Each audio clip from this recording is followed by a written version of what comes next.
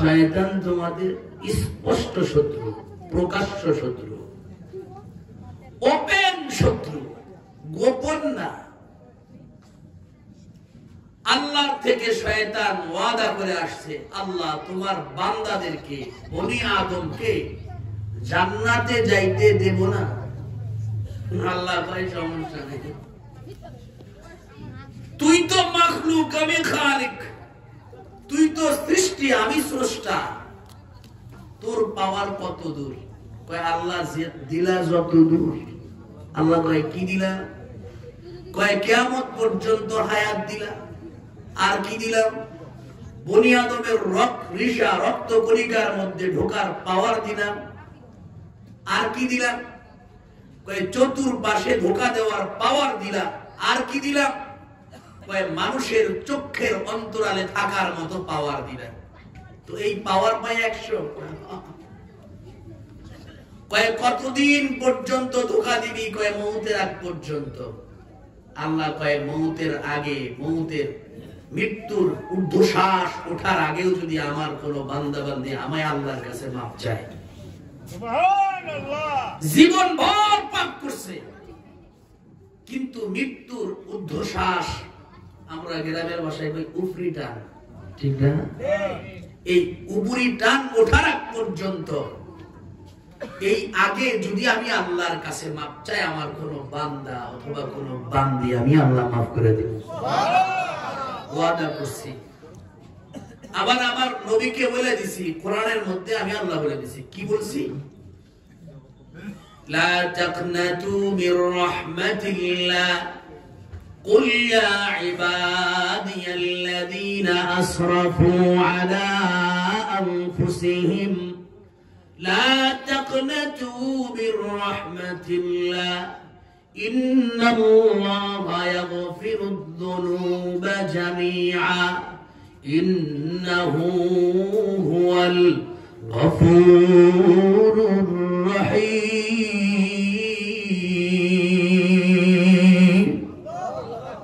আমার নবী আমার বান্দাদেরকে বলে দেন, কুল ইয়া ইবাদি, আল্লাহ কয় রাসূল বলে দেন আমার বান্দাদেরকে।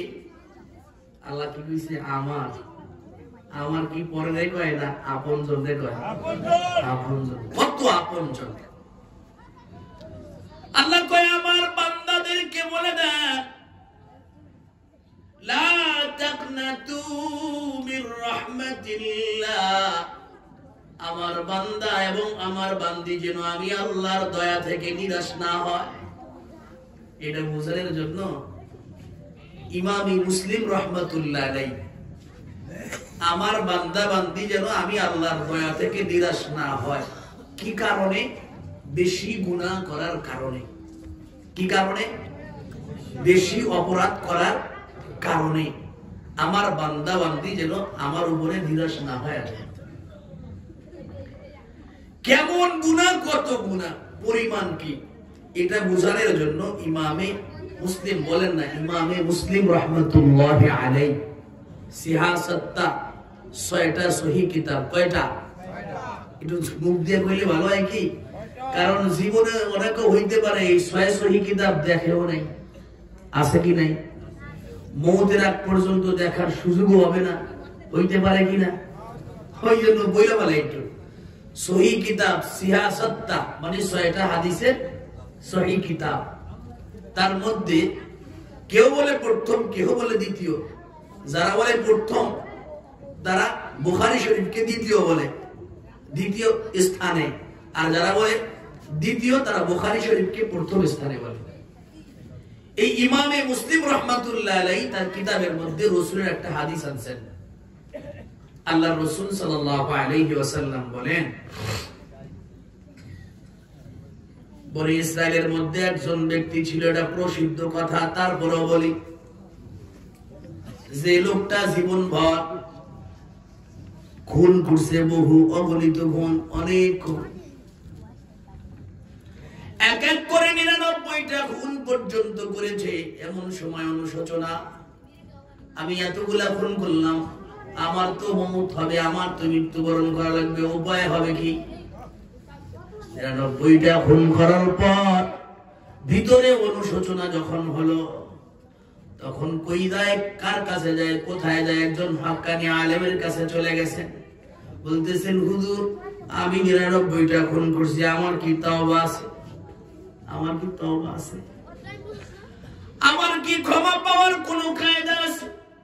আল্লাহর কাছে মাপ চাইলে কি আমার 99টা খুনের গুনাহ কি আল্লাহ মাফ করে দিবে? যে আলেমের কাছে জিজ্ঞাসা, উনি তাকাই দিছে, তুই 99টা খুন করছো? তুমি?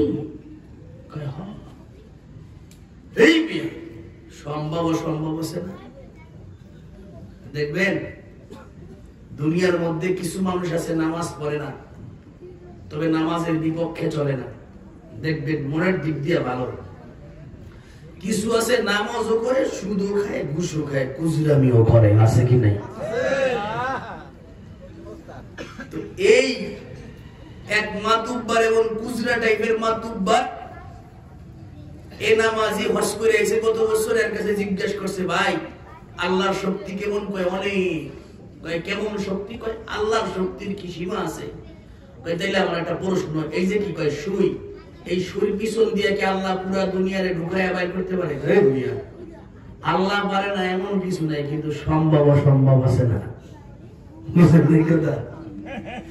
আল্লাহ পারে সবই, কিন্তু সম্ভব অসম্ভব আছে না?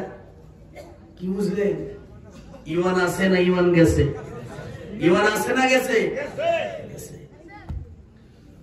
তবে ওই সাসা মনওয়ালা এরা জিজ্ঞেস করছে, ভাই আল্লাহর কেমন শক্তি? কয় আল্লাহর অনেক শক্তি। আমি যদিও আল্লাহর গোলামি করি না, কিন্তু আল্লাহর অনেক শক্তি, আল্লাহ সব পারে। আল্লাহ পুরা পৃথিবীকে এই সুয়ের পাশার মধ্যে ঢুকাইতে বাইর করতে পারে? আল্লাহর পৃথিবী ঢুকানোর জন্য আর বাইর করার জন্য সুয়ের পাশা লাগে না, তার চাইতে ছোট হইল করে। ইমান বোঝার সিস্টেম। তুমি দেখাইছি মিয়া, তুমি যে 99টা খুন করছো, তোমারে মাফ করবে আল্লাহ। কেন আল্লাহ কি ঠেকছে? কয় মাফ করবে না। কয় না, যেহেতু করবেই না সেহেতু আমি আমার কাম বন্ধ করে লাভ কি? আল্লাহ যেহেতু আল্লাহর কাম করবে না, তা আমি আমার কাম চালাই যাই, তোমারও হত্যা করলাম। এখানে কিছু কথা আছে। আমাদের সমাজে কিছু মানুষ কয় আরে কই, কিন্তু শুনে না। নামাজের দাওয়াত দেই, কিন্তু পড়ে না। এখন কয় দেই না, কয় হে নামাজ পড়ে না, তার অকামে ঠিক আছে, তুমি যে দাওয়াত দাও, দাওয়াত দেওয়া তো ভালো কথা, ভালো কাজ, সব হবে, তোমার কাম বন্ধ করছো কেন? বলেন ঠিক নেই? দাওয়াত দিতেই থাকতে হবে। আল্লাহর রাসূল বলেন, বনি ইসরাইলের লোকটা যখন শুনলো আল্লাহ তাকে মাফ করবে না, সে বলে যেহেতু আল্লাহর কাজ আল্লাহ করবে না, আমি আমার কাজ বন্ধ করে লাভ নাই, আমি হত্যা করব। কিন্তু বন্ধুরে, মাই ইয়াহদিহিল্লাহু ফালা মুদিল্লা লাহু ওয়া মাই ইউদ্লিলহু ফালান তাজিদ লাহু ওয়ালিয়্যাম মুরশিদা। আল্লাহ বলেন, আল্লাহ যাকে সঠিক পথ দেখায়, দুনিয়ার সব মানুষ মিলেও তাকে বেঠিক পথে চালাইতে পারে না। আল্লাহ যাকে বেঠিক পথে চালাবে, দুনিয়ার সব মানুষ মিলে তাকে সঠিক পথে চালাইতে পারবে না।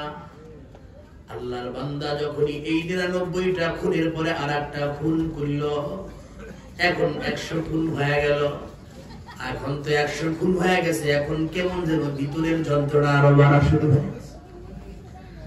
কারণ অন্তরের মালিক কে? আর একটু চিল্লা এখন না কে? অন্তরের মালিক আল্লাহ। আল্লাহ অন্তরের মধ্যে জ্বালা পোড়া সৃষ্টি করে দিছে, এখন খালি দৌড়ায়। আমি তো অন্যায় পর্যন্ত করে 99টা খুন করছি, আজকে কত বড় ভুল করলাম। এই 99 খুনের মধ্যে কত মদখোর, জুয়াখোর, বিভিন্ন ফেলাশকরও করছি, কিন্তু আজকে 100 নম্বর খুন যেটা করলাম, এত ধর্মীয় গ্রহন্ত করনেওয়ালা একজন আলেমকে করলাম। এমন জায়গায় করলাম যে জায়গাটা হলো গিয়া ধর্মের স্থান, মসজিদের মধ্যে করলাম। আমি বড় পাপ করে ফেলেছি, বড় অন্যায় করে ফেলেছি, আমার কি ক্ষমা হবে না? পাগল হয়ে গেছে আল্লাহর গোলাম। ভিতরের জ্বালা, মনের জ্বালা হয় তখন খাবার এবং ঘুমের কথাও মানুষ ভুলে যায়। জোরে বলেন ঠিক কিনা? এই তো কয়েকদিন আগে একজন মহিলা চলন্ত ট্রেনের নিচে নিজেকে চাপা দিয়ে দিছে, অল্প দিনের ভিতরে। খুঁজবেন দেখবেন মনের মধ্যে অনেক কষ্ট, যে কষ্ট বলার মতো দুনিয়ায় কাউরে পায় নাই।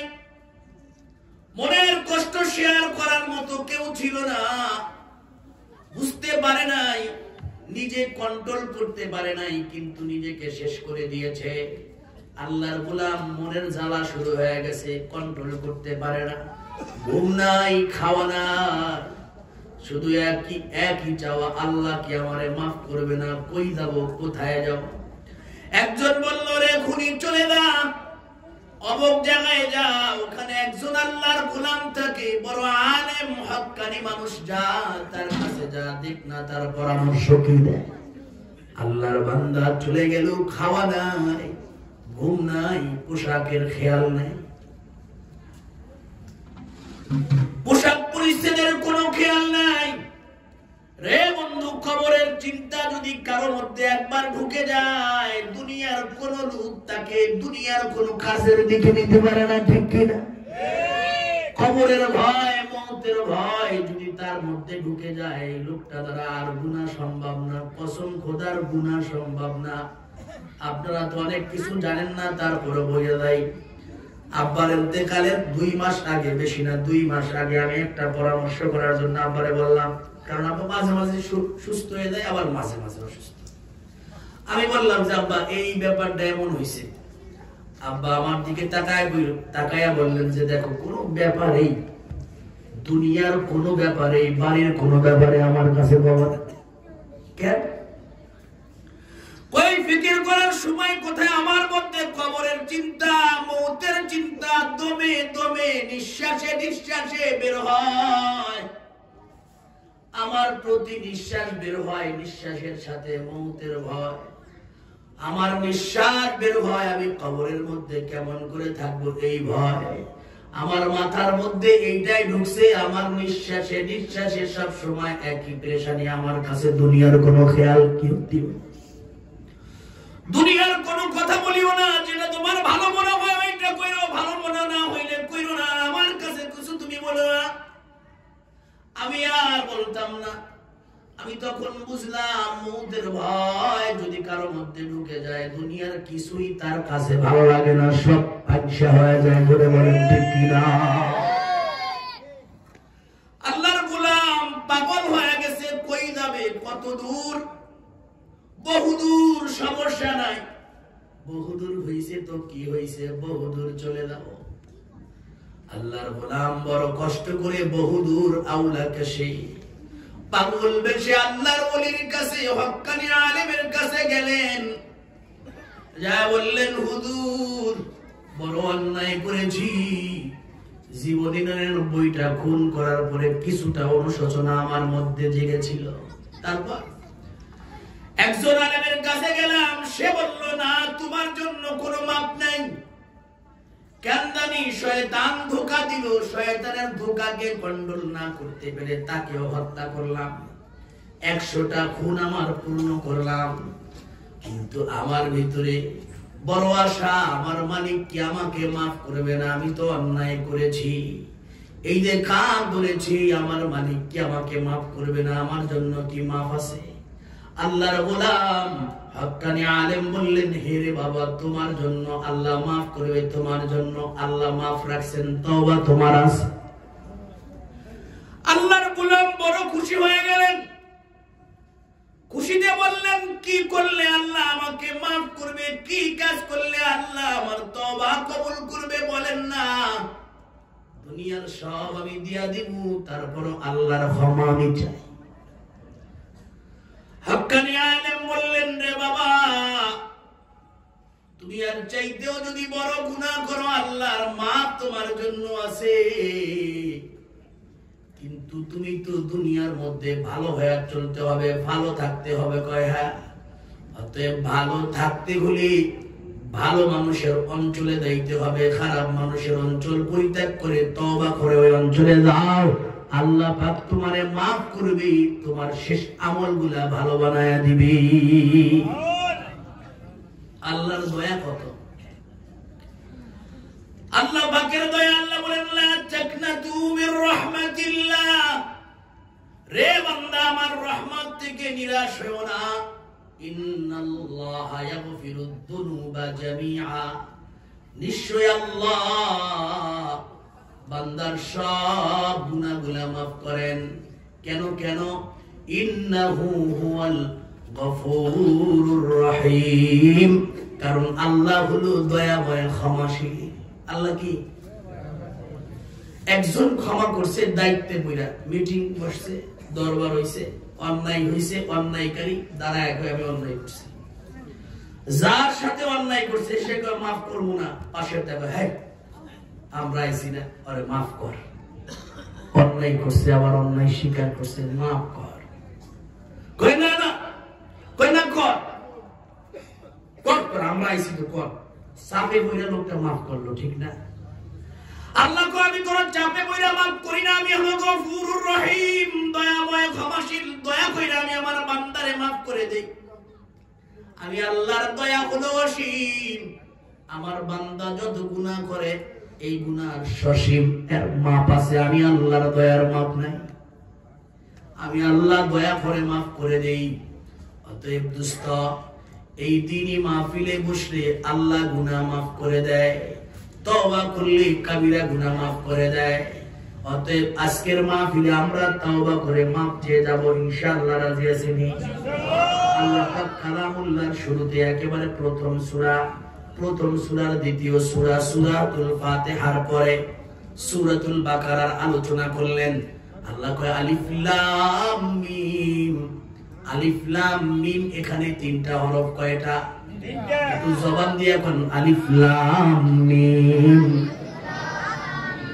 রাসূল বলেন মান ক্বারা হারফাম মিন কিতাবিল্লাহ ফালাহু হাসানাহ, যে ব্যক্তি আল্লাহর কালামের একটা হরফ পড়বে তার জন্য একটা নেকি দেওয়া হবে। আল্লাহর রাসূল বললেন রে সাহাবারা শুনো, আল্লাহর কালাম পড়ার পরে যে নেকি দেওয়া হয় এই নেকির মান আছে এক নেকি সমান সমান অন্য 10 নেকি। কয় নেকি? তাহলে 10টা নেকি হয়ে গেল। আল্লাহর রাসূল বলেন আলিফ লাম মিম হারফুন লা আকুলু আলিফ লাম মিম হারফুন, আমি রাসূল বলি নাই আলিফ লাম মিম একটা হরফ, বাল আকুলু আল আলিফ হারফুন ওয়াল লাম হারফুন ওয়াল মিম হারফুন। আলিফ একটা স্বতন্ত্র হরফ, লাম আরেকটা স্বতন্ত্র হরফ, মিম আরেকটা স্বতন্ত্র হরফ। কমপক্ষে প্রত্যেকের আমলনামায় আরেকবার বলেন আলিফ লাম মিম, কমপক্ষে 60টা নেকি হয়ে গেছে। কয় নেকি? আল্লাহর রাসূল কি জানায়া দিলেন, নবী আমি আমার কিতাব শুরু করলাম উম্মুল কিতাব ফাতিহা দিয়া, তারপরে আমি আমার কিতাবের শুরুতে সূরা বাকারা শুরু করে দিলাম। সূরা বাকারা শুরু করতে যায় আমি একটা কোড নাম্বার ব্যবহার করলাম। এই কোড নাম্বার হলো আলিফ লাম মিম। এটা হলো আল্লাহর কোড নাম্বার। কা? আল্লাহ। আর জোরে কোন? আল্লাহ। যে কোড নাম্বার দেয় সেই তো কোড নাম্বারের মর্ম বুঝে না সবাই বুঝে? যে দেয় সে বোঝে, যার কাছে দেয় সেও বুঝে। আলিফ লামের মিম, আলিফ লাম মিমের মর্ম আল্লাহ এবং আল্লাহর রাসূল জানেন। এজন্য সমস্ত মুফাসসিররা যত তাফসীর কারো কাছে সকলে বলে আল্লাহু ওয়া রাসূলুহু আ'লামু বিমুরাদি যালিক, কয় এটার উদ্দেশ্য এবং অর্থ আল্লাহ এবং আল্লাহর রাসূল জানে, আর কেউ জানে না। তবে এই অর্থ জানাও আমাদের ঠিক না, জানার পিছনে যাওয়াও ঠিক না। জানতে গেলে মাথা নষ্ট। আল্লাহর কোন নাম্বার বুঝলাম, এটা হলো গিয়া কোরআনের মুজিজা। এটা কি কোরআনের? কোরআন যে মুজিজ, পুরা পৃথিবীর কেউ কোরআনকে নকল করতে পারবে না। এটা হলো তার জায়গায় জায়গায় আল্লাহ কোড নম্বর দিয়ে বুঝাই দিয়েছে। আল্লাহ কোড নম্বর বয়ান করার পরে বলে আলিফ লাম মিম যালিকাল কিতাব লা রাইবা ফি, এটা এমন কিতাব যে কিতাবের মধ্যে কোনো সন্দেহ নাই। ও মুনাফিক শুনো, এই কিতাবের মধ্যে কোনো সন্দেহ নাই। ওই কাফের শুনো, এই কিতাবের মধ্যে কোনো সন্দেহ নাই। ও ইমানদার শুনো, এই কিতাবের মধ্যে কোনো সন্দেহ নাই। ও দুনিয়ার মাজুসি শুনো, এই কিতাবের মধ্যে কোনো সন্দেহ নাই। যালিকাল কিতাবু লা রাইবা ফীহি, না, এই কিতাবের মধ্যে কোনো, আল্লাহ এই কিতাবের কাজ কি? আল্লাহ বুঝলাম আপনি কোরআনের মধ্যে সর্ববড় সূরা নাজিল করে প্রথমে কোড নাম্বার ঘোষণা করে দিলেন, তারপরে আপনি বললেন এই কোরআনের মধ্যে কোনো সন্দেহ নাই, তাও বুঝলাম। আল্লাহ এই কোরআনের কাজটা কি? আল্লাহ কয় হুদাল লিল মুত্তাকিন,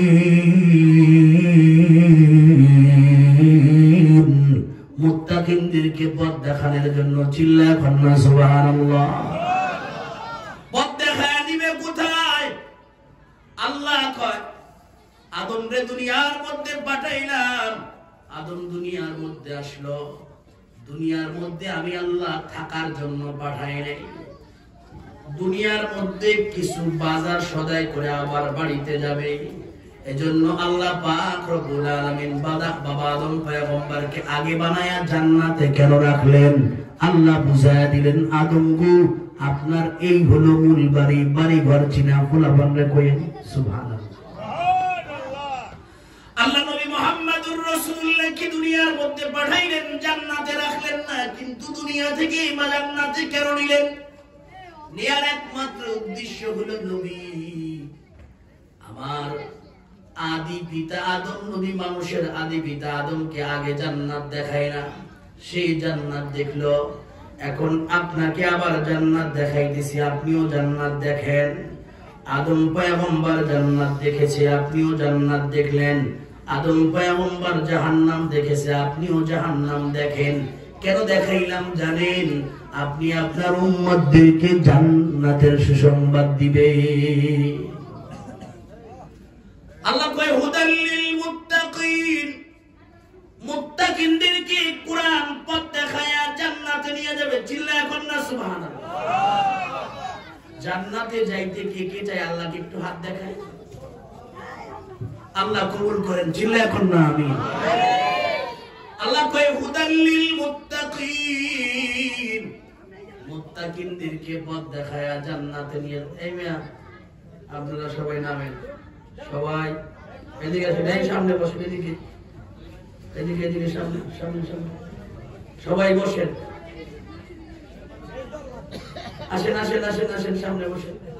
ভালো হবে, সবাই ভালো হবে, আপনাকে দোয়া করবে আপনাদের জন্য। যারা যারা বসবেন এর জন্য দোয়া ভিন্নভাবে হবে ইনশাআল্লাহ।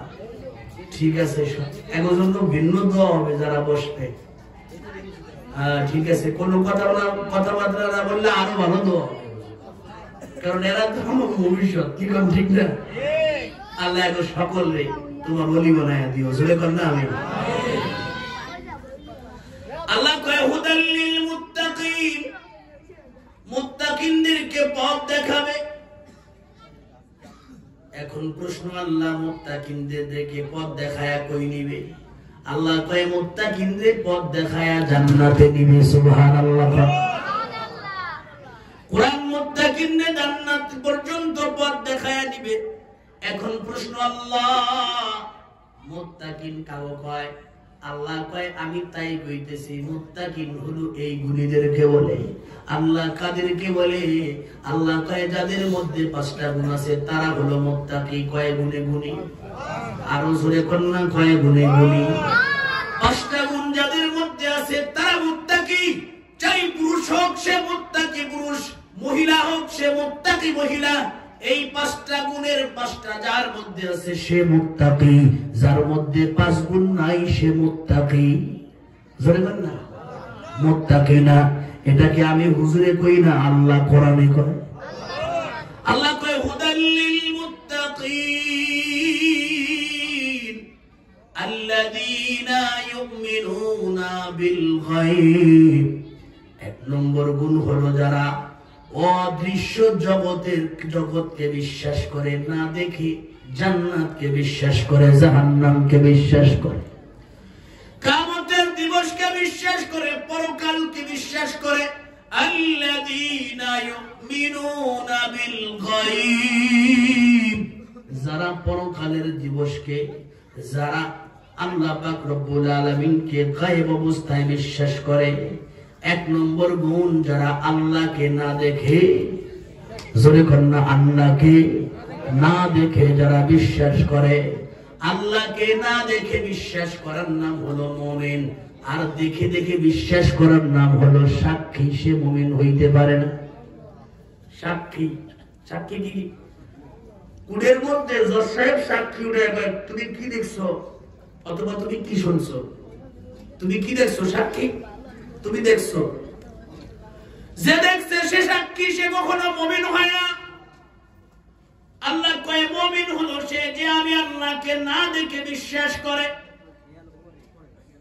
বন্ধুরে, কয় অনেক আছে, অনেক এমন মাইন্ডের মানুষ আছে, কয় যা না দেখি না দুই নয়নে তা মানি না, গুরুর বচনে যা চোখে দেখি না তা মানি না, এরকম বলনেওয়ালা নাস্তিক আছে কি নাই? আমরা কি এমন নেই? কয় না না, সবকিছু দেখা যায় না, অনেক বাস্তব আছে কিন্তু দেখা যায় না। জোরে বলেন ঠিক কিনা? আল্লাহ কয় বান্দারে, আমি আল্লাহরে দেখতে চাও, তাহলে গরমটা কোন দিকে আসে আর কোন দিকে যায় একটু দেখায়। এখন গরমের পাওয়ারে তোমার জামা সব খুলে ফেলাইছো, ফ্যান ফুল স্পিডে জ্বালায়া, তারপরে তোমার গরম দূর হয় না।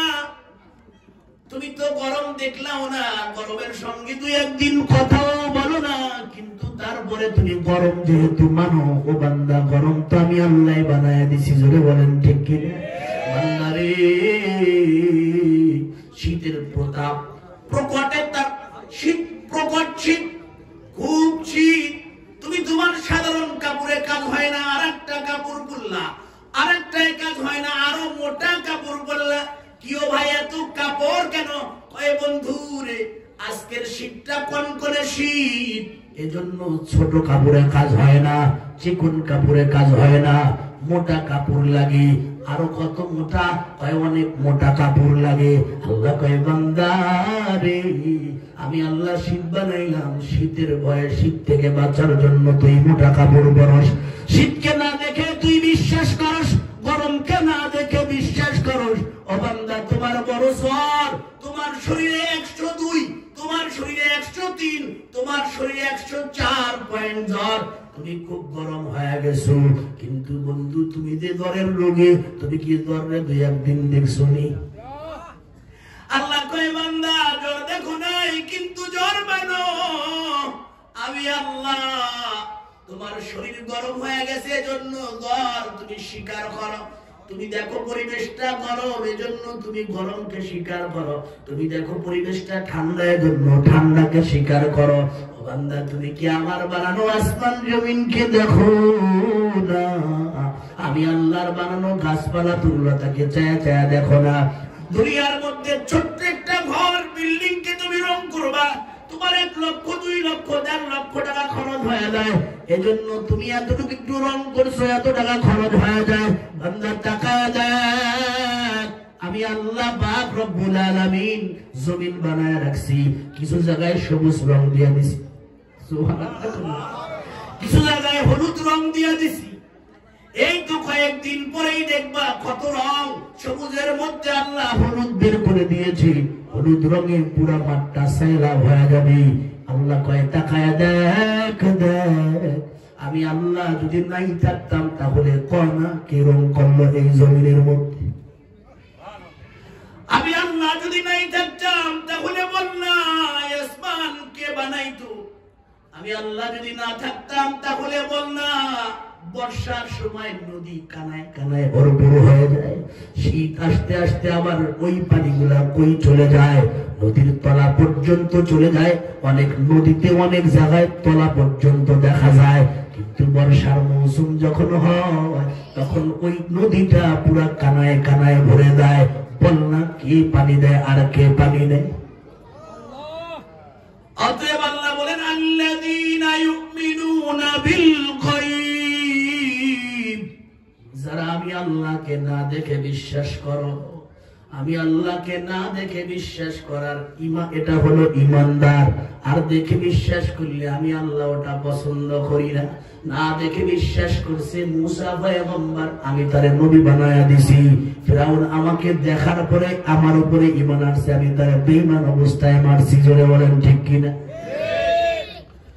ফিরাউন আল্লাহকে মানে না, যখন আল্লাহকে দেখছে এখন আল্লাহরে মানে। আল্লাহ কয় এমন মানা মানি না, অতএব তুই বেঈমান হয়ে যা।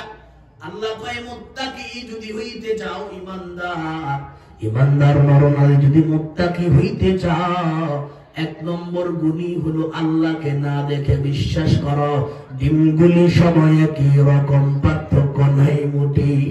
ডিমগুলি সময় একই রকম, পার্থক্য নাই মুটি। সাদা কালো বাচ্চাগুলো কোথা থেকে ফুটে? জোরে বলেন ঠিক কিনা? ডিমগুলি সময় একই রকম, পার্থক্য নাই মুটি। সাদা কালো বাচ্চাগুলো কোথা থেকে ফুটে? আমরা সবাই বাস করি এই জমিনে, রঙে চেহারার সাথে মিল নাই কারো সঙ্গে, মিল নাই গলার কণ্ঠে, মিল নাই হাতের টিপ। আল্লাহ হলেন একই আল্লাহ, এই কথাটাই ঠিক। চিল্লায় এখন ঠিক কিনা? দ্বিতীয় নম্বর, কারণ আমার আলোচনা হলো 5 নম্বরে দেয়া। দ্বিতীয় নম্বর আল্লাহ বলেন আল্লাযীনা ইউমিনুনা বিল গায়ব।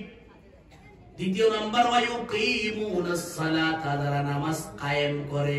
আল্লাহ নামাজ পড়ার কথা বলে নাই, নামাজ কায়েমের কথা বলেছেন। কেন?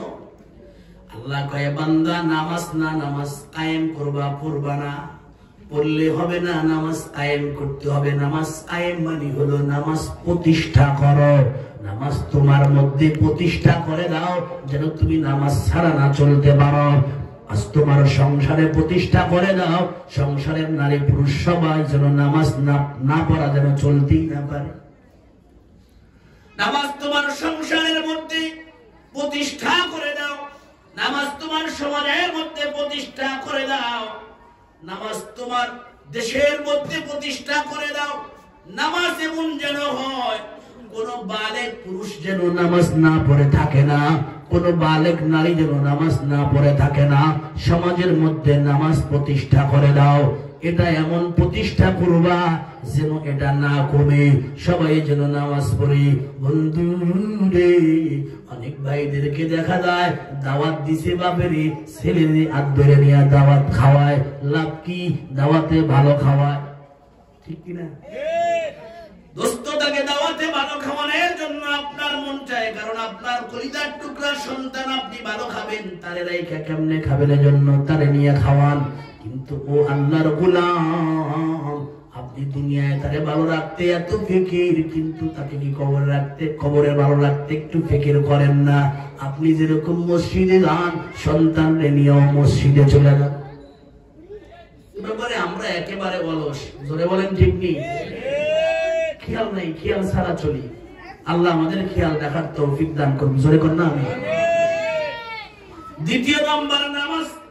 তৃতীয় নম্বর ويقيمون الصلاة ومما رزقناهم ينفقون।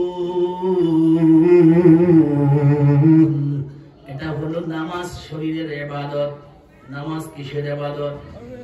নামাজ পড়ার আগে কি 20 টাকা দেওয়া লাগেনি, 100 টাকা লাগেনি, কোনো টাকাই লাগে না। এটা শরীরের ইবাদত। আল্লাহ কয় বান্দা আমি তোমাকে শরীর দিছি, আমাকে বিশ্বাস করছো, এখন শরীরের হক আদায় করো। আল্লাহ কেমনে করব? আল্লাহ কয় তোমার 3.5 হাত বডির মধ্যে 360টা জোড়া দিছি, এই 360টা জোড়ায় যে কাজে লাগে ওই কাজটা করো, ওটা হলো নামাজ। ভালো করে লক্ষ্য করবেন, নামাজ পড়তে সমস্ত অঙ্গেই কাজে লাগে, সমস্ত জোড়ায় কাজে লাগে, সব জোড়ায় কাজে লাগে নামাজ। নামাজের মধ্যে কখনো হাতটা এরকম আঙুলটা ছড়ায় দাও, কখনো একটু বেঁকা করো, আঙুল ছড়ায় দাও, কখনো একটু বেঁকা করো মানে তোমার এই প্রত্যেকটা কর, প্রত্যেকটা জোড়া তোমার নামাজে কাজে লাগে। আল্লাহ কয় বান্দারে, আল্লাহ কয় আমার বান্দিরে, তোমার 3.5 হাত বডি দান করলাম, 3.5 হাত বডির মধ্যে 360টা জোড়া দিলাম। এই 360টা জোড়ার শুকর আদায় কেমনে করবা রে বান্দা? নামাজ পড়লে 360টা জোড়ার আমি আল্লাহ পাক রব্বুল আলামিনের শুকর আদায় হয়ে যায়। নামাজের মধ্যে পুরো শরীরকে কাজে লাগাই দিচ্ছি আমি আল্লাহ। এখন নামাজ হয়ে গেছে, মালের ইবাদত করো। আল্লাহ মালের ইবাদত কেমন করে করব? আল্লাহ কয় আল্লাযীনা ইউমিনুনা বিল গায়বি ওয়া ইউকিমুনাস সালাতা ওয়া মিম্মা রাযাকনাহুম ইউনফিকুন। আমি আল্লাহ তোমারে রিজিক দিছি। কে দিছে? আরো জোরে কোন? সম্পদ কে দিছে? কোন সম্পদ কি আমার ছিল নাকি? না, আমার আল্লাহ দিছে। আল্লাহ কয় বান্দা দুনিয়ায় আইসো সম্পদ ছাড়া, দুনিয়া থেকে নিব সম্পদ ছাড়া। যেমন দুনিয়া আসছিলা উলঙ্গ, যাইবা উলঙ্গ। দুনিয়ায় আসার সময় আমি কোনো পোশাক পরায়া দেই নাই, নেওয়ার সময় কোনো পোশাক পরায়া নিব না। তবে তোমার নবী তোমার পোশাক পরায় দিছে কেন? কয় ওটা গতকালকে ওই জায়গায় বলছিলাম। কেন পোশাক আল্লাহর নবী পরার নিয়ম করছেন? আমি তোমাকে উলঙ্গ নিছি, আবার উলঙ্গ নিব।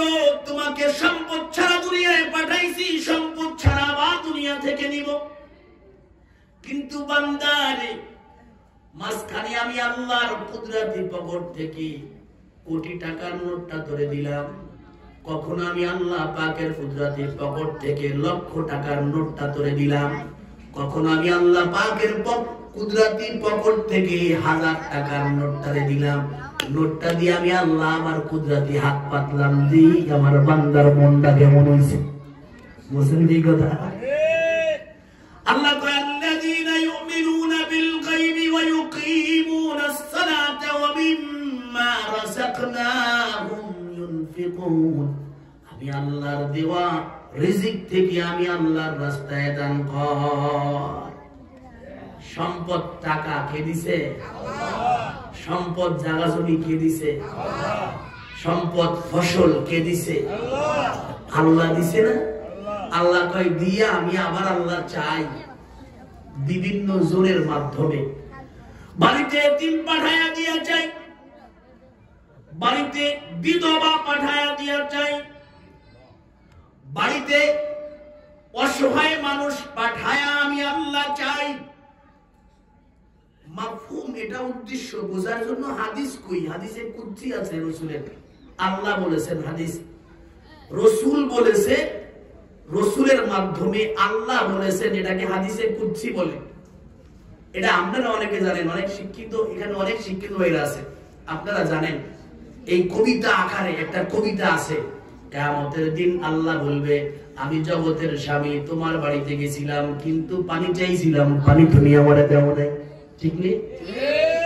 আমি তোমার বাড়িতে গেছিলাম, তোমার কাছে কাপড় চাইছিলাম, কাপড় দাও নাই। তোমার বাড়িতে গেছিলাম, খাবার চাইছিলাম, খাবার দাও নাই। তখন বান্দা বলবে, আল্লাহ আপনি তো জগতের মালিক, কেমন করে আমার বাড়িতে গেলেন? না না, কখনো আপনি আমার বাড়িতে যান নাই, কাপড়ও চান নাই, খাবারও চান নাই। আল্লাহ কয় বান্দা মনে করে দেখ না, ও বান্দি মনে করে দেখ না, তোর বাড়িতে একজন বিধবা গেছিল একটা কাপড় চাওয়ার জন্য, কাপড় তুই দেশ নাই। আজকে যদি তাকে কাপড় দিতি, আমি আল্লাহকে কাপড় দেওয়া হতো। চিল্লায় কন্যা সুবহানাল্লাহ।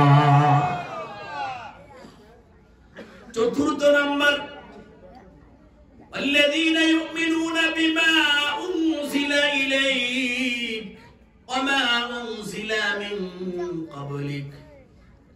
আল্লাহ কয় যারা বিশ্বাস করবে আপনার উপরে যে কোরআন নাযিল করছে, এই কোরআনকে, এবং পিছনে আরো 103টা কিতাব নাযিল করছি। কয়টা? আসমানি মোট সর্বমোট আসমানি কিতাব কয়টা? 104টা। কয়টা? 104 খানা আসমানি কিতাব। সকলে একটু মুখ দিয়ে কোন আসমানি কিতাব 104 খানা। আসমানি কিতাব 104 খানা। বড় কিতাব হলো মোট 4 খানা। ছোট ছোট 100 খানা, বড় আর ছোট বড় হলো 4 খানা, ছোট হলো 100 খান, মোট হলো 104 খান। এ হলো আসমানি কিতাব। মনে থাকবে ইনশাআল্লাহ। আল্লাহ কয় এই আসমানি বড় ছোট 104টা কিতাব আছে। এই 4টা কিতাব যে আল্লাহর পক্ষ থেকে এসেছে এটাকে বিশ্বাস করা, এ হলো 4র্থ নম্বর গুণ। 5ম নম্বর গুণটা যেটা আমরা মুখে বলি, কানে শুনি, কিন্তু মনে সাপোর্ট করে না। এ ব্যাপারে একটু আলোচনা আছে, বলবো। বিল আখিরাতি হুম ইউকিনুন। আল্লাহ কয় 5ম নম্বর গুণ হলো আখিরাত, পরকালের দিবসকে পুনরায় আবার তুমি জীবিত হবা। ও বান্দা তুমি মারা যাও, তোমার শরীর থেকে রূহটা চলে যায়। ও বান্দি তুমি মারা যাও, তোমার শরীর থেকে রূহটা চলে যায়। কিন্তু বান্দা তুমি জেনে রাখো, তুমি আজীবন এরকম মারা থাকবা না। তোমাকে পরকালে যাইতে হবে, আবার জীবন আমি আল্লাহ দিব। ওই জীবনে তুমি আমি আল্লাহর সামনে উপস্থিত হইতে হবে, অর্থাৎ মৃত্যুর পর আবার পুনরায় জীবিত হতে হবে। এর উপরে বিশ্বাস করা। মৃত্যুর পরে আবার জীবিত হইতে হবে। কেমনে? সশরীরে না খালি রূহ?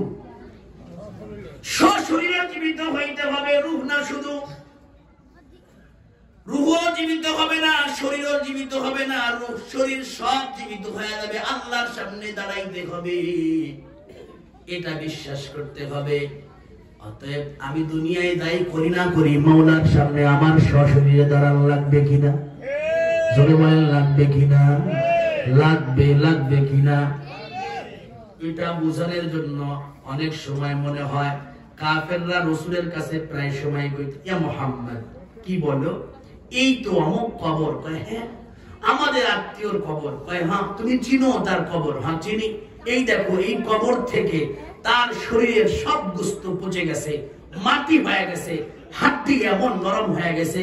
দেখো হাড্ডি এরকম করে করে ফু দিয়া উড়াইয়া দিয়া কিন্তু দেখো এটা আবার কেমন করে দ্বিতীয়বার জীবিত হওয়া সম্ভব? এমন বলতো। তুমি যে কও মৌতের পরে আবার জীবিত হবে, এটা কেমন করে সম্ভব?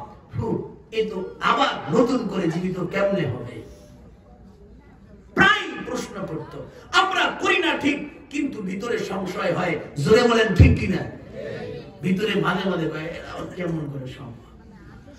অথচ আল্লাহ কোরআনের মধ্যে বুঝায় দিয়েছেন, কোরআনে ইতিহাসে বলছেন, আল্লাহ পাক রব্বুল আলামিন যে ব্যাপারে যে সংশয়কে দূর করার জন্য স্বতন্ত্র একটা সূরা নাযিল করছেন 15তম পারায়, সূরাতুল কাহাফ। কি সূরা? সূরাতুল কাহাফ নাযিল করছেন আল্লাহ পাক রব্বুল আলামিন। এই সূরাতুল কাহাফের মধ্যে 3টা ঘটনা আছে। এই 3 ঘটনার 2টা ঘটনা সম্পর্কে কাফেররা জিজ্ঞেস করছিল, আল্লাহর রাসূলকে 3টা প্রশ্ন করছিল। 1 নম্বর প্রশ্ন, মুহাম্মদ রূহ কি জিনিস? উত্তর দাও। মুহাম্মদ আসহাবে কাহাফ কারা ছিল? সংখ্যা কয়জন? ও মুহাম্মদ উত্তর দাও। আল্লাহর রাসূলকে আরেকটা প্রশ্ন করছিল, এমন কোন ব্যক্তি যে ব্যক্তি পৃথিবীর এক প্রান্ত থেকে অন্য প্রান্তের রাজত্ব করেছে, আবার এক প্রান্ত থেকে অন্য প্রান্তে যে কোনো সময় যাইতো, এই লোকটাকে? এই 3 প্রশ্ন আল্লাহর রাসূলের কাছে জিজ্ঞেস করছিলেন। আল্লাহ এই পুরা সূরার মধ্যে এই 3 প্রশ্নের উত্তর দিয়ে দিয়েছেন। সুবহানাল্লাহ। আল্লাহ পাক রাসূলকে শুধু জানায় নাই, একটা সময় ছিল এমন অবস্থা, বর্তমান রোম যেখানে অবস্থিত, কেউ বলে না রোম না, স্পেন যেখানে অবস্থিত, স্পেন, এই জায়গায় একটা ঘটনা ঘটলো। একজন দিনদার পরহেজগার মুত্তাকি বান্দা, আল্লাহ ওয়ালা আলেম খোদাবিরু রাষ্ট্রের রাজ্য প্রধান হলেন, বাদশা হয়ে গেলেন, বড় বাদশা। এই বাদশা হলো দিনদার পরহেজগার মুত্তাকি আল্লাহ ওয়ালা বাদশা। তিনি পরকালকে বিশ্বাস করেন। 64 আর এক রিওয়ায়াতের মধ্যে আছে 68 বছর পর্যন্ত রাজত্ব চালায়, রাজত্ব পরিচালনা করেছেন। কিন্তু দেশের মধ্যে হঠাৎ করে একটা বিভেদ সৃষ্টি হয়ে গেল, 3 পক্ষের মানুষ হয়ে গেল। এক পক্ষের লোকেরা কয় মৌতের পরে আর জীবিত হবে না, আর এক পক্ষের লোকেরা কয় না না, মৌতের পরে জীবিত হবে, তবে জীবিত হবে হলো রূহ, শরীর না। আর এক পক্ষের লোকেরা কয় না, মৌতের পরে জীবিতই হবে না। আর এক পক্ষের লোকেরা কয় না, মৌতের পরে শরীর এবং রূহ উভয় জীবিত হবে। আল্লাহ নতুন করে আবার জীবিত করবেন। অথচ বাচ্চা ছিল দিনদার পরহেজগার, সে বিশ্বাস করে না মৌতের পরে সশরীরে আল্লাহ জীবন দান করবেন, আল্লাহ সশরীরে উঠাইবেন। বাচ্চা বিশ্বাস করে। দেশের মধ্যে এই সমস্যা নিয়ে মাঝে মাঝে গ্যাঞ্জাম লাগে। দেশের মধ্যে যদি জায়গায় জায়গায় মারামারি হয়, রাষ্ট্রপ্রধান যারা আছে, রাষ্ট্র যারা চালায়, ঘুম থাকে না। রাষ্ট্র বাদ দেন, গ্রামে আসি। গ্রামের এই কোনায় আজকে মারামারি, এই কোনায় পরের দিন, ওই কোনায় আগের দিন, এর যদি এক গ্রামে খালি ঘন ঘন মারামারি হয়, গ্রামের মানুষের শান্তি আছে? জরিগণ আছে? বাচ্চা তো দিনদার আল্লাহ ওয়ালা। বাচ্চা যখন দেখলো দেশের মধ্যে পরকাল বিশ্বাসী ব্যাপারে, পরকাল কেউ বিশ্বাস করে কেউ বিশ্বাস করে না, এই ব্যাপারে ঝগড়া শুরু হয়ে গেছে। বাচ্চা আল্লাহওয়ালা যখন মানুষদেরকে বুঝাইলেন, বুঝে না, তখন সে রাতের বেলা একটা ঘরের মধ্যে, অন্ধকার ঘরের মধ্যে ঢুকে জায়নামাজ বিছায় আল্লাহ পাক রব্বুল আলামিনের কুদরতি কদমে সিজদায় পড়ে গেছে। কি করছে? কুদরতি কদমে সিজদায় পড়ে গেছেন। আল্লাহ পাক রব্বুল আলামিন কুদরতি কদমে যখন বান্দা সিজদায় পড়ে গেছে আর দোয়া করেছে, আল্লাহ আমি মানুষ, আমার ক্ষমতা নাই, কিন্তু আপনি সব পারেন। জোরে বলেন ঠিক কিনা? আল্লাহ আমি এখন কি করব? দেশের মধ্যে নাস্তিকের সংখ্যা বেড়ে গেছে, কিয়ামতকে মাননেওয়ালা মানুষ কমতেছে। আল্লাহ আপনি এমন একটা ঘটনা ঘটায়া দেন, যে ঘটনার কারণে এই দেশের মানুষ সকলেই আমার মতো ইমানদার হয়ে যায়। এই বাচ্চার দুয়ার ফল আল্লাহ পাক আসহাবে কাহাফকে 309 বছর পরে জীবিত করছেন। কত বছর পরে? আরো জোরে বলেন না, কত বছর পরে? 309 বছর পর্যন্ত আল্লাহ আসহাবে কাহাফ গর্তবাসী 7 জন যুবক ছিল, একটা কুকুর। এই 309 বছর পর্যন্ত এই 7 জন মানুষ আর একটা কুকুর ঘুমিয়েছিল। আল্লাহ তাদের 309 বছর পরে এই বাচ্চার দোয়ার কারণে আল্লাহ জীবিত করে দিয়েছে। পৃথিবীর মানুষকে জানিয়ে দিয়েছেন, দেখ রে মানুষ, আমি আল্লাহ আসহাবে কাহাফের 7 জন যুবককে, শুধু যুবক নয়, সাথে কুকুর পর্যন্ত 310 বছর 9 বছর পরে জীবিত যদি করতে পারে, তাকায় দেখ আমি আল্লাহ সবকে আবার মৌতের পরে জীবিত এমনই করতে পারি। ঠিক কিনা? বলবো? জোরে বল, বলবো? কে কে রাজি আছেন? এটা আগুসে করেন তো। আল্লাহ কবুল করুক। চিল্লায় করুন আমিন। 16 নম্বর পারা, সূরার নাম কি? সূরাতুল কাহাফ। বলেন না, সূরাতুল কাহাফ 16 নম্বর পারা। আল্লাহ জানায় দিছে, শুনেন রাসূল, আমি 7 জন যুবকের আলোচনা করি, যে যুবকরা এমন যুবক ছিল, মায়ের ঘর ছেড়ে দিয়েছে, বাদশাহিত্ব ক্ষমতা ছেড়ে দিয়েছে, রাজ মুকুট ছেড়ে দিয়েছে, রাজ্যের বড় বড় বড় ক্ষমতা ছেড়ে দিয়েছে, দুনিয়ার কোনো কিছুর জন্য ছাড়ে নাই, দুনিয়ার কোন রানীর প্রেমে বা নারীর প্রেমে পড়ে ছাড়ে নাই, দুনিয়ার কোন ক্ষমতার প্রেমে পড়ে নাই, আল্লাহ পাকের মোহাব্বতের প্রেমে, আল্লাহ পাকের ইমানের প্রেমে পড়ে দুনিয়ার সব ছেড়ে দিয়েছে। জোরে বলেন ঠিক কিনা? বাচ্চা দেখে ইউনুস, ওই সময়ের বাচ্চা, এই জায়গাটা ছিল, আমি বলছি আগেও, এখনো বলি, রোম শহরের পাশে অথবা স্পেন শহরের পাশে, স্পেন পুরা দেশের মধ্যে যে কোনো একটা জায়গা হইতে পারে, এমন একটা জায়গার রাষ্ট্রপ্রধান ছিল বাদশা দাকিয়ানুস। নাম কি? এই বাদশা দাকিয়ানুস ছিল মুশরিক, মূর্তি পূজারী। কি করত? মূর্তির পূজা করত, মূর্তিকে প্রণাম করত, মূর্তির সামনে কপাল নত করত।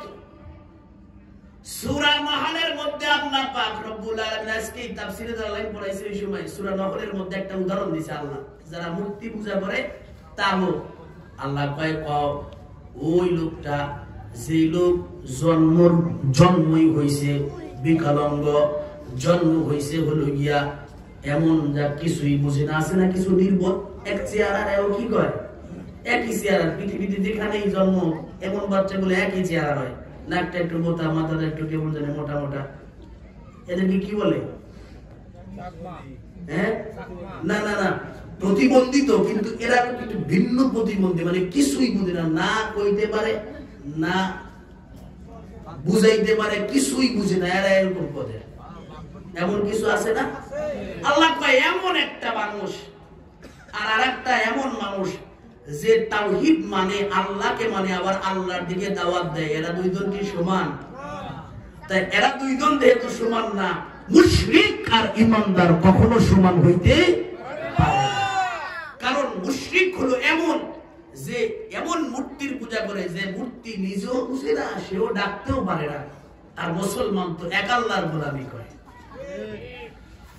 হযরতে মুহাম্মদুর রাসূলুল্লাহ সাল্লাল্লাহু আলাইহি ওয়াসাল্লাম কে আল্লাহ বলে দিলেন নবী,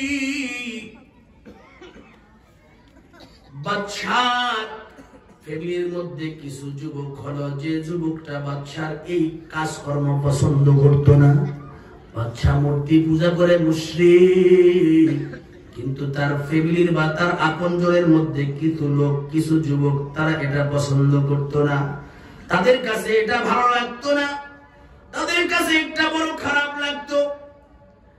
একদিন বাদশা নিজের আপনজন, প্রতিবেশী এবং নিজের গোষ্ঠীর লোকদেরকে নিয়ে গেল, কারণ ওই দিনটা ছিল একটা ধর্মীয় অনুষ্ঠানের দিন, যেদিনে বিশাল এক মূর্তির সামনে পশু কোরবানি করা হয়, আর এই পশু কোরবানি করার সময় সব মানুষগুলা থাকা লাগবে, যদি থাকে তাহলে তাদের সাজা নাই, যদি না থাকে তাহলে তাদের সাজা জীবনভর কারাবরণ অথবা মৃত্যুদণ্ড।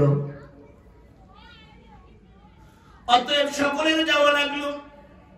এই 7 যুবকও চলে গেল, 6 জন যুবক তারাও চলে গেল। কিন্তু বন্ধু রে, যাদের কাছে অন্যায় পছন্দ হয় না, দেখবেন অন্যায়ের কাছে এই লোকগুলা বেশি সময় থাকতে পারে না, আর যাদের কাছে ভালো কাজ সহ্য হয় না, দেখবেন তারা ভালো কাজের ময়দানে থাকতে চায় না, আস্তে আস্তে মোড়ায় যায়। আল্লাহর 3-6 জন ওলি, তারা আবার যুবক, 18-19 বছর বয়স, সর্বোচ্চ বয়স আর বেশি তার হলো 20 বছর বয়স। এমন যুবকগুলা রাষ্ট্র সরকারের চাপে, যখন রাষ্ট্র সরকারের চাপে রাষ্ট্রীয় পোশাক পরে যখন চলে গেল, মেলায় উপস্থিত হয়ে গেল, বড় মূর্তির সামনে জবাই হয়, পশুগুলা বড় মূর্তির নামে জবাই হয়। ইমানদার পায় আল্লাহ মাখলুক বানাইলেন আপনি, নাম হবে আপনার, কিন্তু মূর্তির নামে জবাই হয়, সহ্য হয়, ভালোই লাগে না, থাকতে পারলো না, এক পর্যায়ে চলে গেল। কোরআনের মধ্যে যা আল্লাহ বলেছেন তার দ্বারা বোঝা যায় 6 জন যুবক রাজ পরিবারের কেউ জানতো না তাদের ঈমানের অবস্থা কি, ভিন্ন ভিন্ন ছিল এক বর্ণনায়, অথবা আরেক বর্ণনায় পাওয়া যায় না 2 জন 2 জন করে ছিল, 2 জন বন্ধু ছিল, আর 2 জন 2 ধরনের খবর জানতেন, অন্য কেউ জানতো না। মেলা অতিক্রম করে পাশে একটা বাগান ছিল, বাগানে চলে গেল এক এক করে 6 জন। গাছের নিচে বসে বসে তাসবিহ করে আল্লাহর নামের জিকির করে, আর আল্লাহকে বলে আল্লাহ, যে জমিনটা আপনার, যে আসমানটা আপনার, এই জমিনে আপনার ইবাদত বাদ দিয়া মূর্তির ইবাদত হয়, এটা আমাদের সহ্য হয় না। আল্লাহর গোলামরা দোয়া করতেছে, কিন্তু এক এক করে 6 জন মানুষ এক জায়গায় চলে আসার পর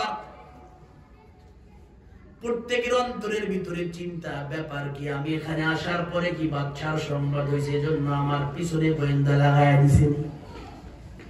6 জনের 6 জনই একই চিন্তা করে, বুঝলেন এই কথা? কেউর খবর তো কেউ জানা নাই। ঈমান থাকে কোথায়? দেখানো যায়নি। জোরে বল, ঈমান দেখানো যায়? কই থাকে? এমন জায়গায় থাকে দেখানো যায়। 6 জন যখন এক হয়ে গেল, আল্লাহ পাকের ইশারায় একজন বলে উঠল, রে ভাই তোমরা এক করে 6 জন এখানে চলে আসলা, কেন আসছো তোমরা তা তো আমার জানা নাই।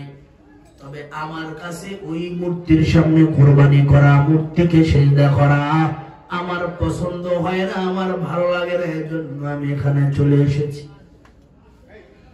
যখনই একজনের জবান দিয়ে বের হয়ে গেল, এ ছিল এই 6 জনের মধ্যে বড়, তার নাম ছিল মুকসালমিনা। নাম কি? মুকসালমিনা। যখন এই কথা বলল, বাকি 5 জন দাঁড়ায় কয় নারায়ে তাকবীর, জোরে বলেন আল্লাহু আকবার, আরো জোরে হবে আল্লাহু আকবার। ভাই ভাই রে, তুমি যার জন্য এসেছো আমিও তার জন্য এসেছি।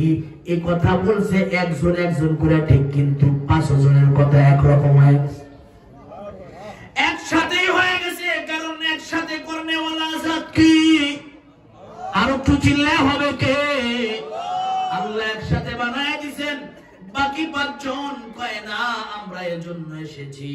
যখন সকলের মনের ইচ্ছা, চিন্তা, চেতনা এক, এক আল্লাহর গোলামি করবে, না না অমুকের গোলামি করার টাইম নাই, আমি হলো এক আল্লাহর গোলাম, এক আল্লাহর গোলাম হয়ে দুনিয়ায় বাঁচতে চাই। 3 জন এরকম করে 6 জন যখন এক হয়ে গেল, এক হওয়ার পর এখন 6 জন বসে বসে পরামর্শ করে, বাইরে তোমার বাড়ি কোথায়? কয় অমুক জায়গায়। তোমার বাবার নাম কি? কয় তমুক। এমন পরিচয় করতে করতে দেখে এই 6 জনই রাজবংশের মানুষ।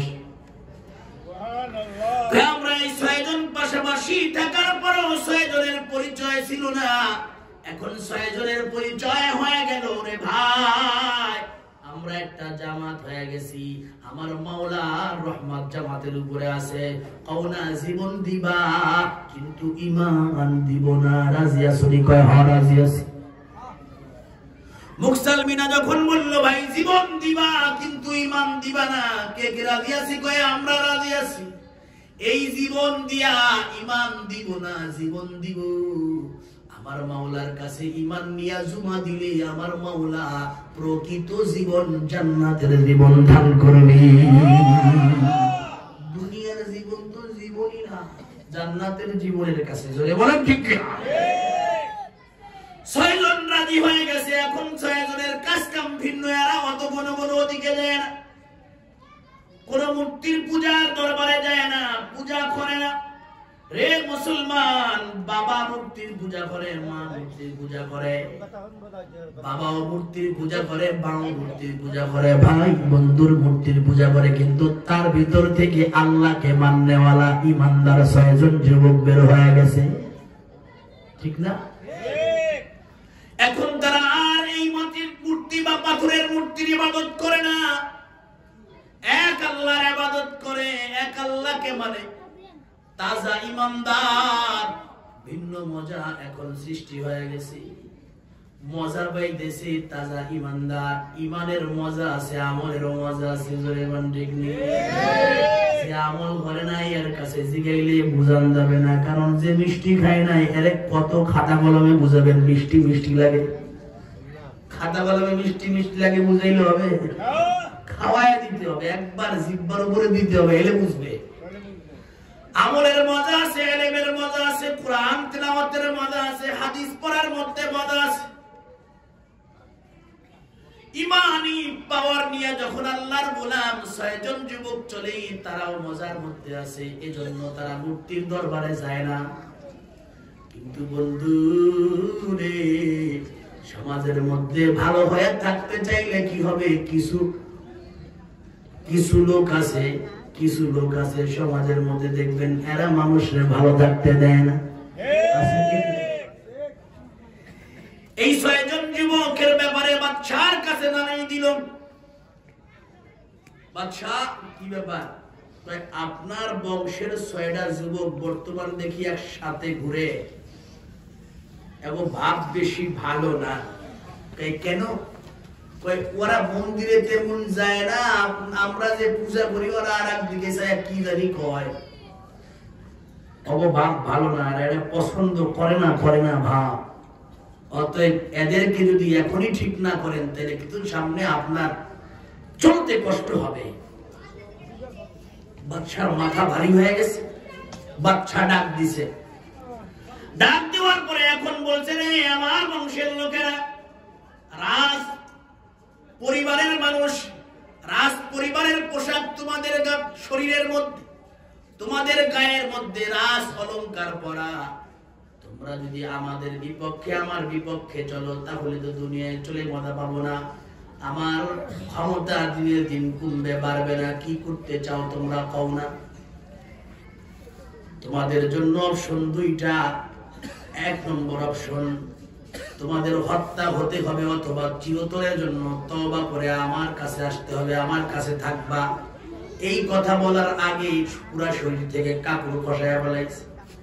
রাজ্যের পোশাক, রাজ পরিবারের যে মর্যাদার পোশাক, মর্যাদার পোশাক আগেই খুলছে, ভয় দিছে। রাজ পরিবারের পোশাক তোমাদের শরীর থেকে খুলো। যুবক 6 জন রাজ পরিবারের পোশাক পর্যন্ত খুলে ফেলছে। বাদশা তখনই বুঝেছে আসলে এরা যেন তেরো মানুষ না, এরা একটু কঠিন।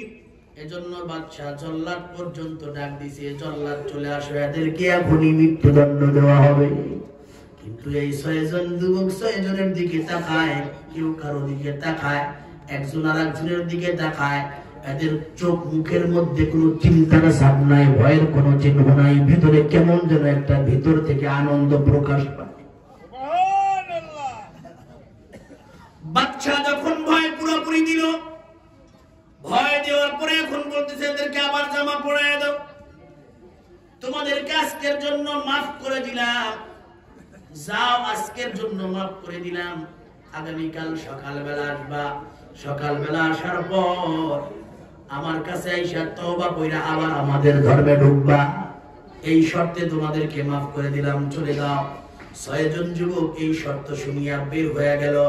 বের হয়ে বেশি দূর না যায় 6 জন আবার বসে গেছে। রে ভাই, না না, আর বাড়িতে থাকা গেল না, কারণ বাড়িতে থাকলে আর ঈমান টিকানো যাবে না, ঘরে থাকা যাবে না, ঈমান টিকানো যাবে না। ঈমান টিকাইতে হলে ঘর থেকে বের হতে হবে। কিভাবে বের হব? মুকসালমিনা সকলের মুরব্বী, মুরব্বী ভাই আপনি ফয়সালা দেন। এখনই ঘরে যাও, বাড়িতে যাইয়া কিছু পয়সা আনো, যার যেরকম পারো কিছু টাকা পয়সা নিয়ে আসো, তারপর কয়েক টাকা পয়সা নিয়ে এখানে আসবা, সন্ধ্যার পরে এখানে বলবো। ঠিক পরামর্শ যা হলো তাই। সন্ধ্যার পরে 6 জন যুবক বাড়ি থেকে কিছু মাল টাকা নিয়ে উপস্থিত হয়ে গেল। মুকসালমিনা বলে, রে ভাই, আল্লাহর সাহায্য দরকার, কারণ আমরা হলো গিয়ে আল্লাহর পথে চলেছি, আল্লাহর সাহায্য আমাদের দরকার। অতএব অর্ধেক টাকা ভাগ করে ফেলাও। কয় ভাগ করে ফেলেছি? অর্ধেক টাকা তামলিখাকে দাও।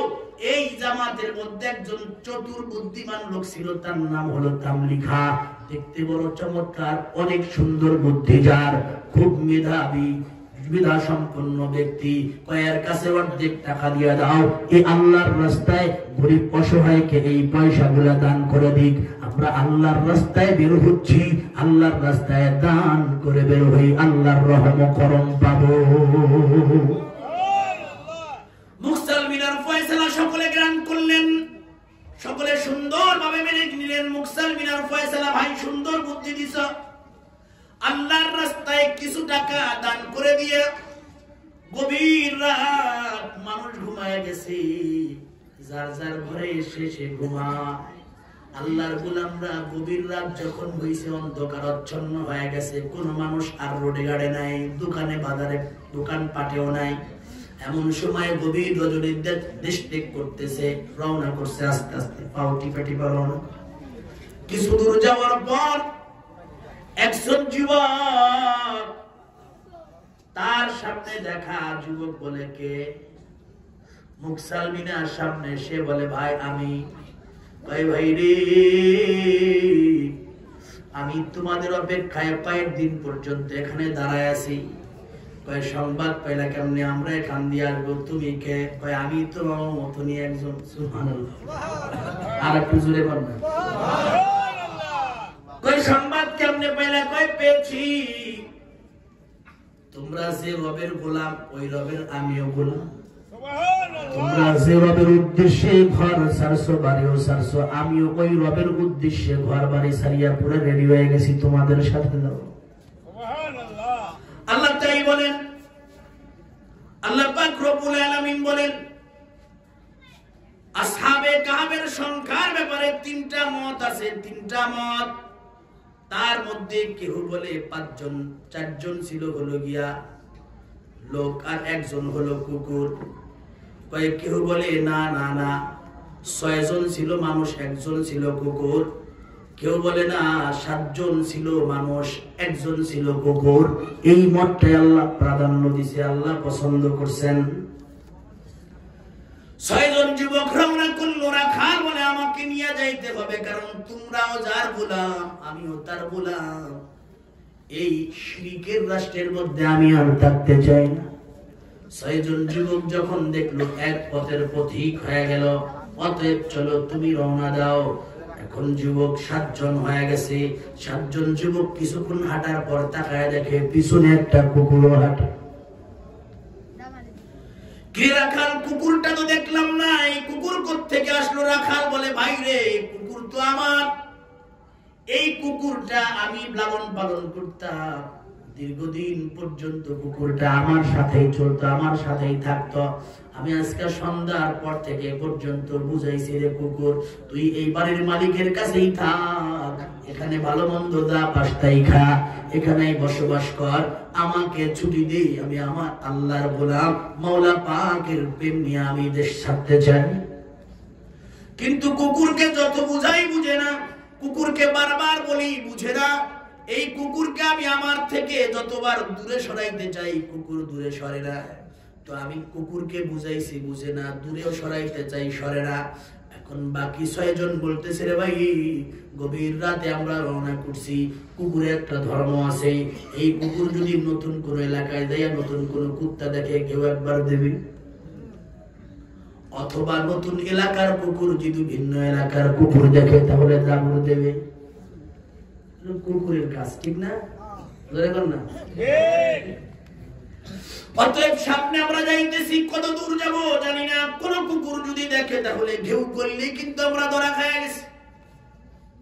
অতএব কুকুরকে ফিরাও, কুকুরকে রেখে যাও, বেঁধে রেখে যাও। অতএব তাকে বেঁধে এখানেই রেখে যাও। কুকুরকে বাঁধার জন্য তখন সামনে গেল, 7 জন মিলে কুকুরকে বেঁধে রেখে যাবে। মুফাসসির বলেন তখন এই 7 জন তাকায় দেখে কুকুর বসে গেছে, মাঝে মাঝে মাথাটাকে নিচের দিকে দেয়, আবার মাঝে মাঝে মাথাটাকে উপরের দিকে দেয়, কি যেন যোগাযোগ করে আর বলে বুঝাইতে চায়, কিন্তু তারা বুঝে না। এক পর্যায়ে কুকুরের জবান খুলে গেল, কারণ কুকুর বারবার আল্লাহর কাছে অনুমতি চায়। ও মালিক এই পুরা দেশের মধ্যে বর ছিল এই 7 জন, সুবহানাল্লাহ, পুরা দেশের মধ্যে বর ছিল হলো 7 জন। এই ইমানদার 7 জন যদি চলে যায় এই দেশের মধ্যে গজব করতে পারে, গজবের দেশে আমি থাকতে চাই না। তোমার ইমানদার বান্দার সাথে আমাকে বানাইছো, এই পর্যন্ত মওত পর্যন্ত তোমার ইমানদার বান্দার সাথে আমাকে বানায় রাখতে তোমার হবে। আল্লাহ পশুর দোয়া ফেরত দিয়ে সামান্য ছোট্ট পিপিলিকা হযরত সুলাইমান পয়গম্বরের কাছে পুরা এলাকার মানুষ এসে, নবী এই ফসলগুলা শুকিয়ে যাইতেছে পানির অভাবে, আল্লাহ একটু দোয়া করে দেন কি বৃষ্টি না হোক। আল্লাহ কয় আমি একা না, তোমাকে নিয়েই কালকে মাঠে দাঁড়িয়ে দোয়া করব। সুলাইমান পয়গম্বর লোক লস্কর নিয়ে মাঠে রওনা করছেন, কিছু দূর যাওয়ার পর চল বৃষ্টি হবে। কে হুজুর আপনি না কইলেন আমরা দোয়া করবো এরপরে বৃষ্টি আল্লাহর কাছে যাবো? কয় হ্যাঁ। কই আমরা দোয়া করলাম না, বাড়ি যাবো কেন? কয় কাজ হয়ে গেছে, আমাকে দোয়া করার আগে আল্লাহর একটা মাখলুক দোয়া করছে, আমি দেখলাম দোয়া করতেছে। সুবহানাল্লাহ। সাথী সঙ্গীরা বলে কেন দোয়া করলো? ওই ছোট্ট একটা পিপিলিকে আল্লাহর কাছে কইতেছে পানি লাগবে, আল্লাহ পানি দাও, আল্লাহ কই দিতেছি, অতএব পানিতে দেই চল। সুবহানাল্লাহ। আল্লাহর মাখলুকগুলো আল্লাহর কাছে দোয়া করে, আল্লাহ তাদের দোয়া কবুল করেন। কুকুরের দোয়া কবুল হয়ে গেল।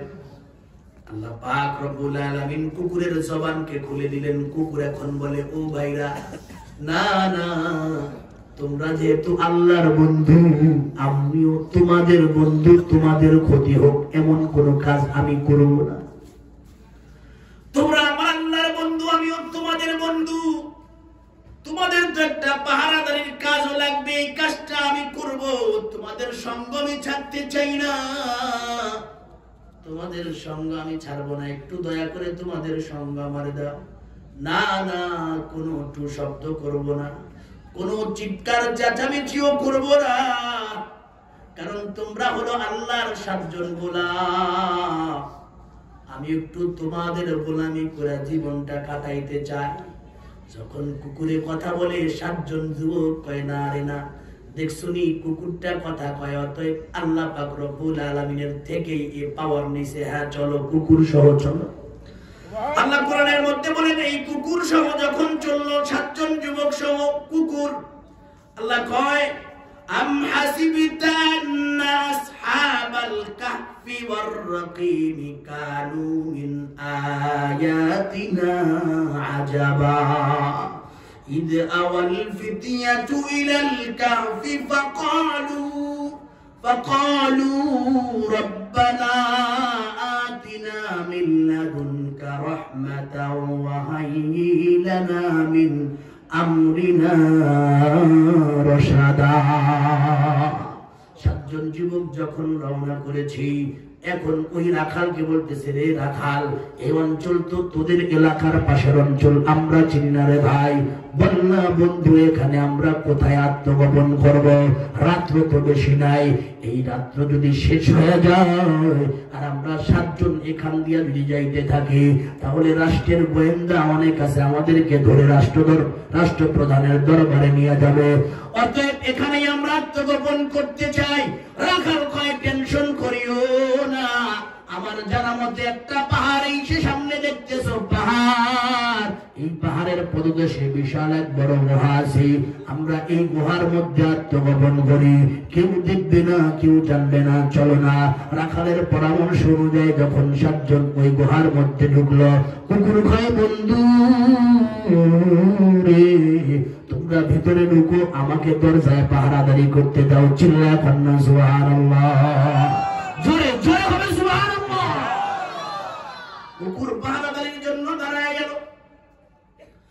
আল্লাহর গোলাম 7 জন যুবক, সকালবেলা টাইম হয়ে গেছে, ফজরের নামাজের টাইম। আল্লাহর গোলাম 7 জন যুবক ফজরের নামাজ পড়লো, সকালের নামাজ পড়লো। পড়ার পর এখন আল্লাহর কাছে দোয়া করে, 2টা হাত উঁচা করে আল্লাহ কয়, ফাকালু রব্বানা আতিনা মিন লাদুনকা রাহমা। ফাকালু, অতঃপর তারা বলল, কি বলল? রব্বানা, হে আমাদের রব, আতিনা মিন লাদুনকা, আমাদেরকে আপনার পক্ষ থেকে দান করেন, রহমাতান, দয়া। আর দয়ার কয়েকটা ব্যাখ্যা, তার মধ্যে একটা ব্যাখ্যা হলো, আল্লাহ আপনি আমাদেরকে আপনার পক্ষ থেকে এই দিনের উপরে চলে দিনের উপরে ইন্তেকাল করার তৌফিক দান করেন। ওয়া হাইলানা মিন আমরিনা রশাদা, আমরা যে কাজে এসেছি এই কাজের সামনের ভবিষ্যৎ আমরা কিছু জানি না। আমরা জানি তো ভবিষ্যৎ, আমরা জানি, যেরকম আমরা জানি। আল্লাহর বান্দা যুবকগুলা বলতেছে, সামনের ভবিষ্যৎ সম্পর্কে আমরা জানি না, আপনি সামনের ভবিষ্যৎ সম্পর্কে আমাদেরকে সঠিক পথ দেখান। এই দোয়া করছে, এই দোয়া করিয়া নামাজ পড়া হয়ে গেছে, দোয়া করা হয়ে গেছে।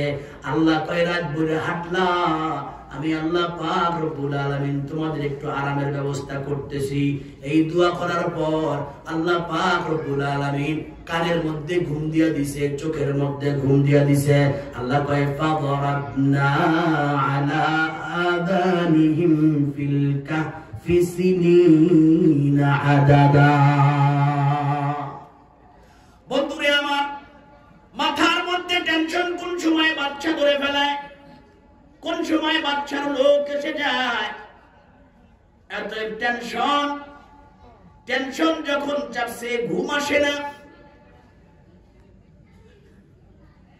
ওই পুরা 7 জন জামাতের মধ্যে যে বড় চতুর তামলিকা, তাকে মুকসালমিনা বলতেছে, ভাই রে, ফজর তো নামাজ পড়লাম, সকাল হয়ে গেছি, অতএব তুমি একটা কাজ করো, আমরা এই গর্তের মধ্যেই থাকি, তুমি একটু এলাকার ভাব বুঝো, একটু ছদ্মবেশে যাও, সিরা ফাটা কাপড় পরে পাগলের বেশে একটু এলাকা দিয়া ঘোরা দিয়ে আসো, একটু ঘুরে আসো, দেখো অবস্থাটা কি, আমাদের ব্যাপারে কোনো কথাবার্তা শোনো কিনা। ঠিক তাই মুকসালমিনা পরামর্শ অনুযায়ী তামলিকা যখন পোশাক পরে, পাগলের পোশাক পরে যখন ঘর থেকে, এই গর্ত থেকে বের হলো, এলাকার মধ্য দিয়া ঘুরে আর সংবাদ পায়, গত রাত্রে 7 জন 6 জন যুবক রাজদরবারের রাষ্ট্রীয় বংশের রাষ্ট্রপ্রধানের বংশের 6 জন যুবক দেশ ছাড়ছে। এদের উপরে বাদশা বড় রাগ হয়ে গেছে, বাদশা লোক লাগায় দিছে, এদেরকে যেখানেই পাবে ওইখান থেকে অ্যারেস্ট করে রাজদরবারে নিয়ে মূর্তির সামনে জবাই করা হবে। এই সংবাদ পুরো এলাকার মধ্যে ছড়ায় দিছে। তামলিকা যখন সংবাদ শুনল, সংবাদ শোনার পরে দুধ দিয়া কিছু অল্প স্বল্প খাবার নিয়ে গর্তের মধ্যে ঢুকে গেল। আয়েশা বলতেছে, রে ভাই, সংবাদ তো পাইলাম, এখন কি করা যায়? 7 জনের মাথার মধ্যে টেনশন, চিন্তা। এত টেনশন মাথার মধ্যে থাকলে দেখবেন ঘুম থাকে না, ঘুম পালা যায় না, ঘুম থাকে থাকে না পালা। এত টেনশন নিয়ে কেমন করবি, কেমনে ঘুমায়, ঘুম নাই, মাথার মধ্যে টেনশন। কোন সময় না ধরে, কোন সময় না পাক পেয়দা চলে আসে, কোন সময় না আমাদেরকে রাজদরবার থেকে অ্যারেস্ট করে আমাদেরকে জীবন দণ্ড দিয়ে দেয়, মৃত্যুদণ্ড দিয়ে দেয়। এত টেনশন। আল্লাহ কয়, বান্দা রে, মান কানা লিল্লাহি কানাল্লাহু লাহু, যারা আমি আল্লাহর হয়ে যায়, আমি আল্লাহও তার হয়ে যায়। টেনশন করবি, মাথা সুস্থ থাকলে তো টেনশন করবি, টেনশন করবি। টেনশন দূর করার জন্য বড় ঔষধ হলো ঘুম, ঠিক কিনা? অতএব তোদের টেনশন আমি আল্লাহর সহ্য হয় না, কারণ তোরা আমি আল্লাহর রাস্তায় নেমেছো। দুনিয়ার কোন রাস্তায় তোরা নামো নাই, তোমরা আমি আল্লাহকে পাওয়ার জন্য বাড়ি ছেড়েছ, তোমরা আমি আল্লাহকে পাওয়ার জন্য ঘর ছেড়েছ। না বান্দা না, আমাকে পাওয়ার জন্য যেহেতু ঘর ছাড়লা, আমি আল্লাহ টেনশন করে কষ্ট তোমাদেরকে দিব না। আল্লাহ কোরআনের মধ্যে বলেন, ফাযারাবনা আলা আযানিহিম ফিল কাহফি সিনিনা আদাদা। আল্লাহ তাদের কানের মধ্যে ঘুম দিয়ে দিলেন। আল্লাহ এখানে কানের মধ্যে কেন ঘুম দিয়ে দিলেন, কয় এই কথা কেন বললেন? আল্লাহ তাদের কানের মধ্যে ঘুম দিছে ঠিক, কিন্তু চক্ষু খোলা ছিল। যে কোনো মানুষ দেখলে ভয় পাইতো, ভিতরে যাইতে সাহস পাইতো না। আল্লাহ এখানে চোখের কথা বলেন নাই, কানের মধ্যে ঘুম দিয়ে দিলেন কেন? কয় সংবাদ যখন পাইল যে হ্যাঁ বাচ্চা সংবাদ পাইছে, লোক লাগায়া সংবাদ পেয়ে গেছে, হ্যাঁ ওই 6 জন যুবকের সাথে আর একজন যুবক অ্যাড হইছে, অমুক পাহাড়ের গর্তে তারা পালায়া গেছে। এই সংবাদ বাচ্চা শোনার পর এদিক দিয়ে তো তারা ঘুমায় গেছে, কান ঘুমাইছে, চোখ কান ঘুমাইছে, কি ঘুমায় নাই? চোখ চাওয়া, আবার খালি চাওয়া, এমন ভাবে চাওয়া, ভয়তে তাকানের সাহস পর্যন্ত কারণে। কোরআনের ইতিহাস সাক্ষী, বাচ্চা সংবাদ পেয়ে গেছে অমুক গর্তের মধ্যে এই 6 যুবক সাথে আর এক যুবক হয়েছে, একটা কুকুরও আছে। কয় তাই? কয় হ। কয় তাহলে চলো আমরা ধরে ফেলাই। চলো। যখন গেছে গর্তের মুখের সামনে, যখন গেছে দূর থেকে তাদের চোখের ভাব দেখে সামনে আর আগাইতে মনে চায় না, এত ভয় ঢুকাই দিছে বাচ্চার ভিতরে। বাচ্চা কয়, সেনাপতি তুমি আসো। সেনাপতি কয়, বাচ্চা আপনি তো গর্তের মুখ পর্যন্ত গেছেন, সাহস আপনার আছে, আমি তো যেখানে দাঁড়ানো তার থেকে সামনে এক চুল সরতেও সাহস পাই। সাহসকে দূর করে ভয়কে ঢুকায় দেয়, চিল্লা খন্নাকে ঢুকায় দেয়। আল্লাহ ভয় ঢুকায় দিছে, সাহস নাই। সেনাপতিরে কয় অস্ত্র চালাও, কয় হাত ইউজ হয় না।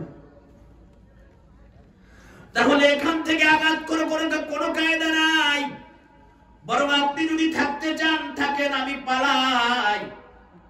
বাচ্চা কয় তোমরাও পারলা না, আমি কেমন করে পারবো, আমিও পালাই, কিন্তু এরা তো ভিতরে আছে, এদেরকে কিছুই করতে পারলাম না, হয় না। তাহলে কি করা যায়?